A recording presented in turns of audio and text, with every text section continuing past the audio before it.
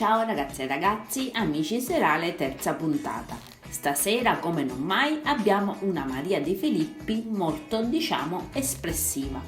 Non abbiamo mai visto la nostra regina della TV comportarsi in questo modo. Maria si scatena e rimprovera un po' tutti. Di scontri con la Celentano ne abbiamo visti tanti, ma mai come stasera. La Celentano viene ripresa, o meglio rimproverata, da una Maria che sembra aver perso le staffe. Tutto è successo dopo che Javier abbandona lo studio per non aver digerito di aver perso la sfida con Nicolai. La Celentano non ci sta con i giudizi della giuria che hanno premiato l'esibizione di Nicolai.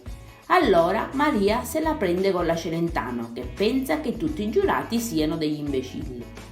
Alessandra, io non capisco che ci fai ad amici, perché non dirigi la Scala? Maria le dice questo in tono molto acceso. La Celentano non digerisce per niente queste parole. Ma cosa dici? Io sto facendo un altro percorso, mi stai dicendo cosa ci faccio qua? Replica anche lei irritata.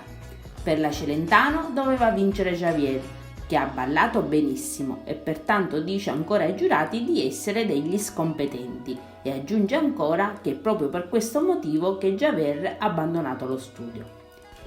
E anche per questo motivo Maria lo vuole eliminare. A mio parere la discussione è stata brutta da vedere. Sia Nicolai che Javier sono degli ottimi ballerini. Sulla loro bravura nulla da ridire. È stato preferito Nicolai a Javier. Uno doveva pur vincere.